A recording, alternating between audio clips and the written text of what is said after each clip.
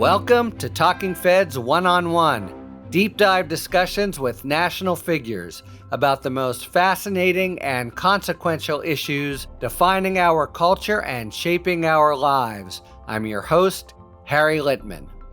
Welcome to another Talking Feds One-on-One. I'm really privileged today to be talking to, by my lights, one of the most interesting, innovative, and far-seeing members of the House of Representatives.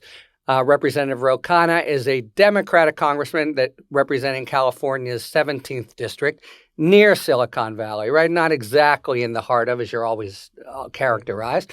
Actually, it is the heart of it. Cupertino, Sunnyvale, Santa Clara. Okay. So elected to the House in 2016, he's known for his sophisticated but progressive views on technology and economic innovation, befitting someone who is from the Silicon Valley, but also economic equality, environmental sustainability. So really a mix of policies that aren't necessarily combined in a single member so frequently. So I was really eager to chance to talk to you. Thanks for coming. Harry, thanks for having me back on. Yeah. All right, let's start with Silicon Valley. So I guess you consider Cupertino in the heart of. It's just such a singular district in the country. If I'm not mistaken, more than half of the residents there are non-U.S. born.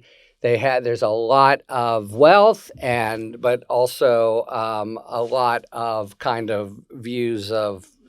I would say it's an unusual district in being for high taxes and low regulation. I just wanted to ask you, what's it like for you? You're kind of an ambassador to a foreign land when you're in Congress. You're seen as Mr. Technology, Mr. AI. Is that role for your colleagues, kind of like you're the PhD in the room? Well, I wouldn't say that, and you aren't going to get much done or be popular in Congress if you come off as I know more than you. Right. But people are fascinated with Silicon Valley. I mean, my district has over $10 trillion of market value. Google, Apple, Intel, NVIDIA, Tesla, all in my district, and leading the world in the development of AI. And so people want to know, how do we get access to the modern economy? How do we have opportunities for our kids, our communities to be part of modern wealth generation? We're doing a big summit with Jim Clyburn, 40 historically Black colleges and universities on September 30th. I have Google, Apple, NVIDIA, Microsoft participating, creating credentialing for 12 months and then $65,000 jobs. And so a sense of how do we participate, and then what are the uses of AI to reindustrialize the country, to build a new economic prosperity, and what are the dangers of these technologies and misinformation and subverting safety or democracy. And so tech issues are no longer niche issues. They're really central to our economic prosperity and democratic success. Let me pick up on one of several points there, the notion of reindustrialization. You had a interesting back and forth in the Wall Street Journal recently with the vice presidential nominee for the Republicans, and talking about basically what government's role should be in a shared platform of trying to bring manufacturing back to the country, et cetera. And I think the visions were extremely different. What's your sense of the role government should play there, and what's your sense of people on the other side of the aisle's ideas? Well, I have a view that government, like Hamilton, Lincoln, Kennedy, believed should be an enabler in partnership with the private sector, labor unions, and our academy of America's economic dynamism and economic growth. When John F. Kennedy called for America to go to the moon, it was NASA and government purchasing of semiconductors that gives rise to Silicon Valley.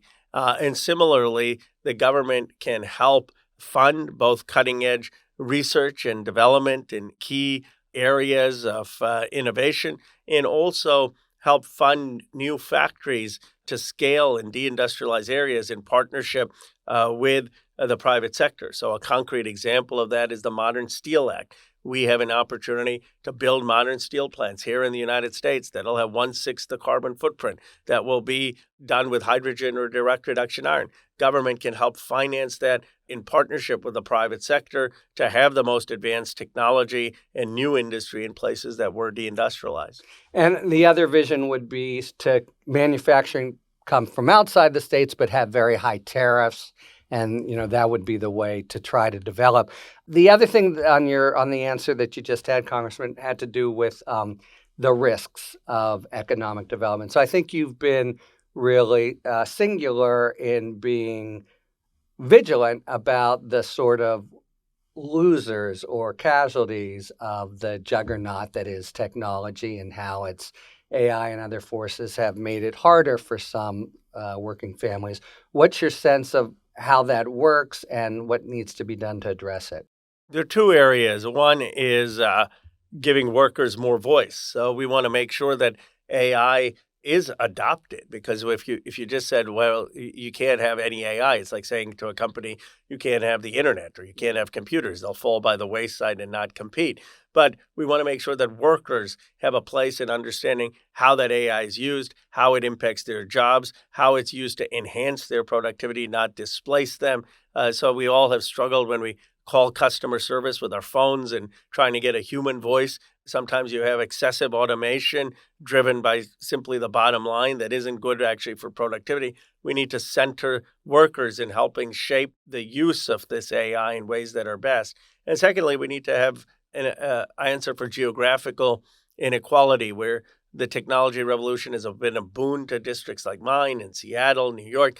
Large parts of the country that had a bigger manufacturing base have been deindustrialized. Mom and pop retail stores have been displaced. What is the new economic prospect in those communities? Simply having a tariff policy, simply having a corporate tax cut is not going to create jobs specifically in Youngstown, Ohio, or Johnstown, Pennsylvania. We need specific economic development in those communities, led not just by the government, but the private sector and community leaders, to be able to diminish the geographical inequality in this country.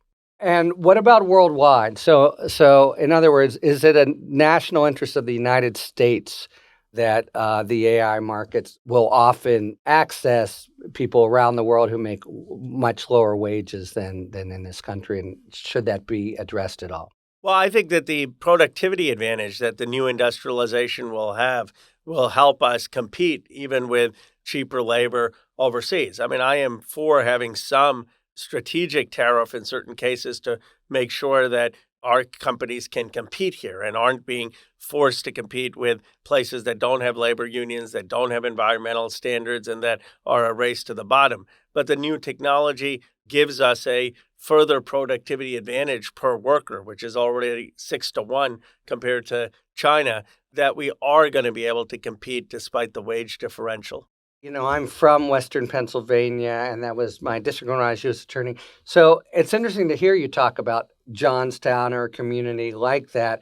What particular vision do you have that kind of links the economic, juggernaut of your district with the sort of crumbling industrial base of the Midwest? Or is it just a matter of we've got to help them too, or has it got to do with actually bringing AI and higher technology to bear to improve their lives? I think it is a combination. We've got to have humility in the Valley to Silicon Valley to say that we're one chapter of the American story, not the whole American story, and that there's incredible hard work and knowledge and know-how and manufacturing capability in places like Johnstown. I mean, Western Pennsylvania, as you know, produced more steel than Japan and Germany combined at the height of World War II.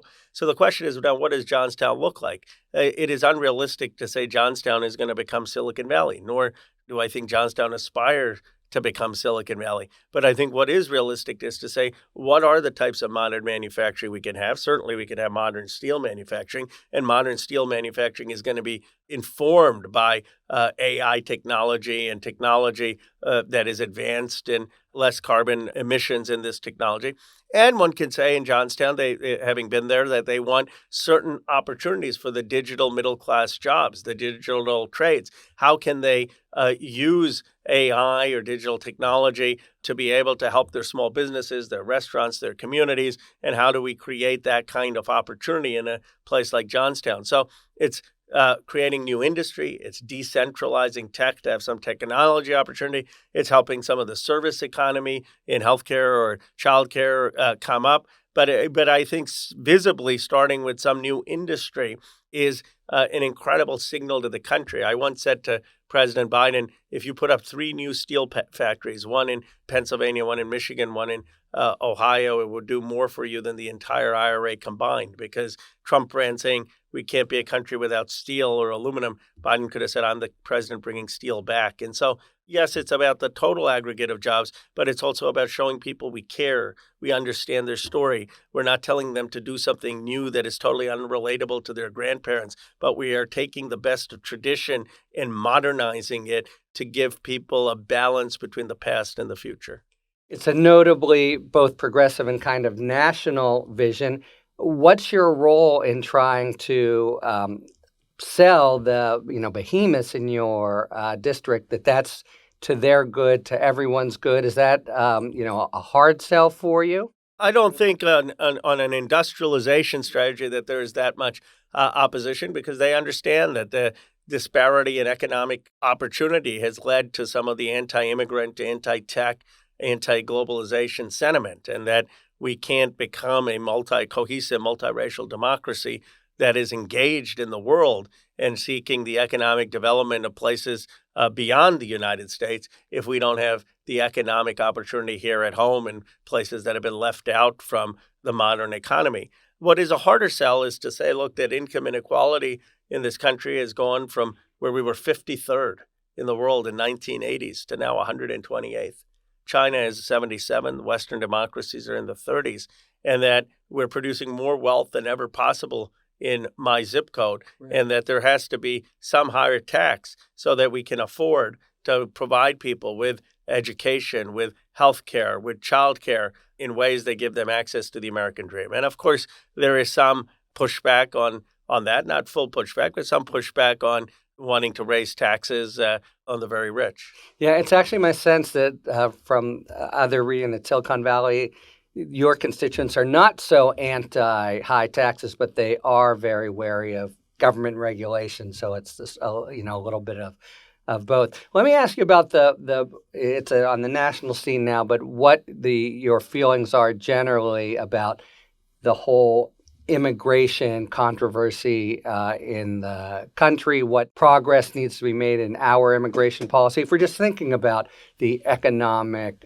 good health and expansion of the country. Well, first, we need to talk about immigrants being part of America's economic success, not just in my district, where it's producing extraordinary, obviously hugely instrumental in developing AI and developing new technologies for medicine and in developing a lot of our digital platforms.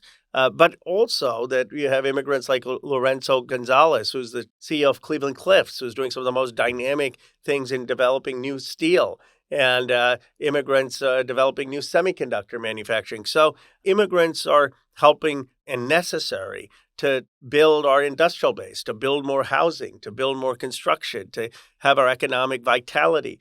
If you look at the decline, ultimately, of Japanese society or South Korea's economy, partly it's their population declines and the stagnancy of cultures that haven't had a vibrancy of immigration. So it is central to America's economic success.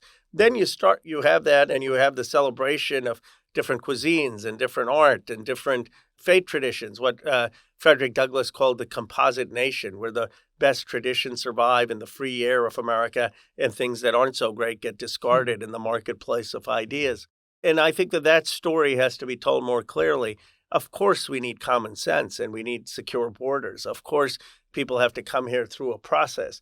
And we need more immigration judges. We need more clarity of how you come to America, either for asylum or for economic reasons. And there should be a process by which that happens, not people just coming across the border without going through that process. But that is something that we can get done with smart, comprehensive immigration reform. And have you actually felt the pinch during say, the first Trump administration, where it seemed, at least rhetorically, that there was a real narrowness of mindset for even the laws as they existed for their enforcement. Did that actually come home in your district in terms of companies being able to find good workers and the like? It was harder to get people to come and certainly to do business because there were a lot of business visas that were being denied, people's visas to visit that were being denied. Now, it was a combination of Trump's policies and also COVID. So they were conflated. But remember, Trump was sitting on a 220-year inheritance of American success. And so even 4 years of it couldn't undermine the fact that we still have the best universities, the most capital, the greatest possibility for entrepreneurship. And it slowed it down or didn't lead in attracting, but it didn't diminish it completely. But I think that in a global world where now more countries are competing for talent, we have to be out there actually wanting the talent to come to the United States, just like you'd want to have the best players on a football team. And that mindset of wanting to be the beacon for ambition and creativities and the Einsteins of the world, and also just ordinary folks who have the ambition to be extraordinary. That's what's propelled America to lead the world. And that is what gets compromised when you have a nationalism and nativism that doesn't recognize the role of immigrants in American society.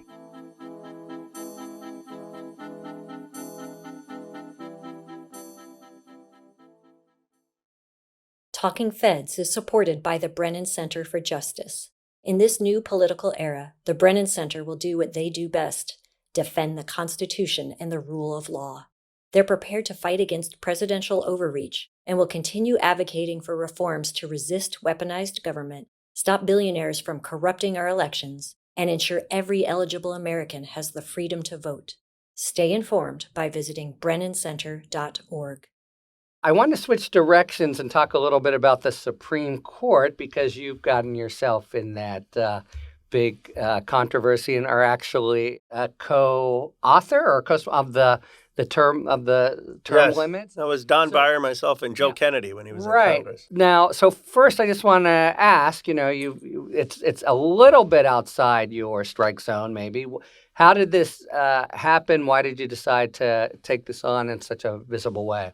Well, we did it in 2020. We were just very concerned. I should say that right, that before so many things that have happened in the last 4 years to make it seem more exigent. Yeah. Yeah, and it was the extraordinary polarization of the Supreme Court hearings that we saw with Kavanaugh, with Gorsuch, and it just was a sense that this country shouldn't be torn apart every time there's a Supreme Court battle. The founders never intended for people to be on those courts for 40, 50 years.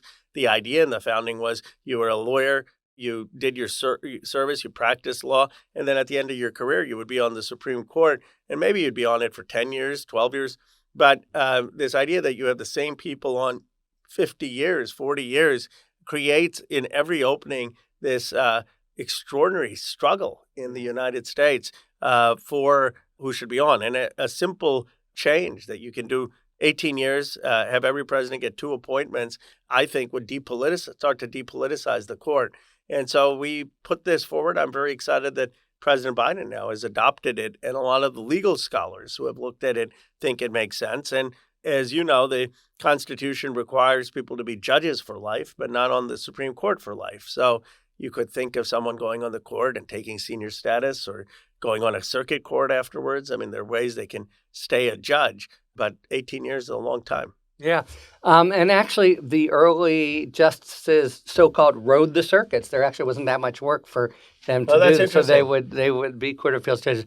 So the main idea here were the sort of, to the death battles in individual confirmations. And were you responding in part also to what you saw as polarization on the court, or the? I think it was the battles on the courts, and then also the sense that people have been out of touch of modern life. I mean, a court is supposed to be a check on just a majoritarian impulse, but it can't be so counter-majoritarian that you have past generations governing constitutional interpretation for current generations.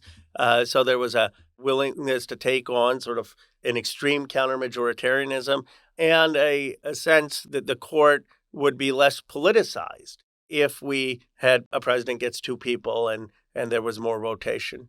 You mentioned that this was in 2020. Now, the court's had a rough few years since then, and you That's an could say, understatement. in public regard. So what do you think is the impact on not just the court as an institution, but on the sort of health of the democracy when the Supreme Court is held in low esteem? Is that part of the problem here, too, or is it mainly the polarized confirmation battles? Well, they're linked. I think the polarization of the court and the extremism of the battles has led to a view of the partisanship of the court, and then the decisions of taking away women's fundamental equality to have control over their own bodies, and the decision to strip agencies of the ability to regulate things requiring expertise that Congress gave them, which is basically the stripping of the Chevron doctrine and cases that have given unlimited access in certain places to guns in a maximalist interpretation of the Second Amendment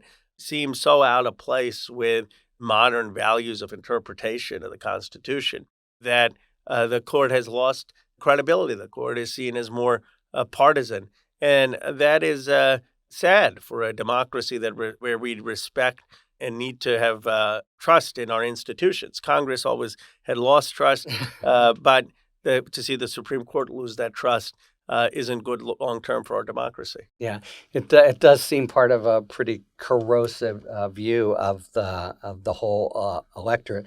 No surprise that you're an instant kind of sophisticated view of constitutional interpretation. Okay, so I just a final question. In a world in which the Dems take back the House, let's just start there. What's your first bill to offer? Well, I would say the Modern Steel Act for two reasons. One, it could possibly get through a Republican Senate, and I'm hopeful we'll hold the Senate. But if we have a divided government, that is something the reindustrialization, the use of technology to bring new high-paying jobs to communities left out is something that can get bipartisan appeal. I know because Schumer and I did with Todd Young the CHIPS Act and Science Act on semiconductors. Yeah, tell us about that first. Yeah. So we basically financed new semiconductor manufacturing in the United States. That's been successful in upstate New York and Ohio, despite Intel's challenges. And it does show to the point of government in Silicon Valley. I mean, the old generation of Silicon Valley, the Tom Perkins, the David Packards, Bill Hewitts, they had a view of the state as central to innovation. Now there's a view that the state's capacity to move things has been stymied by bureaucracy and slowness. And we saw this with the implementation of the CHIPS Act, where some of these companies still haven't gotten their funding 2 years in. And I do think that the Democrats, to make the case for a robust role for government in helping facilitate economic development, have to improve state capacity, show that state agencies are capable of working quickly and with dynamism. But that is an area that we can cooperate and find common ground with Republicans. Other than that, I think childcare is such an urgent issue, and the vice president has a very big passion for that with her proposals on a child tax credit. And my view is that we should have universal childcare in this country. And so if there is any way to move that, I would like to play a leading role. Ro Khanna, your breadth of vision, but also your sort of the way it encompasses all sectors of society it's a national asset. Thank you so much for your time and for your service. I love your podcast, and having these conversations in depth is a great pleasure. Thank you for tuning in to One on One, a weekly conversation series from Talking Feds. If you like what you've heard, please tell a friend to subscribe to us on Apple Podcasts or wherever they get their podcasts, and please take a moment to rate and review this podcast. You can also subscribe to us on YouTube, where we post full episodes, talking books, and bonus video content. Talking Feds remains one of the very few independent productions out there, so if you like the work we do and are inclined to support the show, joining our Patreon is the best way to do it. Plus, you'll get tons of perks like free access to my LA Times op-eds and the chance to join monthly live Q&A sessions. Thanks for tuning in, and don't worry, as long as you need answers, the feds will keep talking. Talking Feds One-on-One is produced by Catherine Devine. Associate producer, Gabriella Glick. Sound engineering by Matt McArdle. Rosie Dawn Griffin, Hamza Mehendranathan, David Lieberman, and Emma Maynard are our contributing writers. Production assistance by Akshaj Turbailu and Genesis Magpayo. Our music, as ever, is by the amazing Philip Glass. Talking Feds is a production of Delito LLC. I'm Harry Littman. Talk to you later.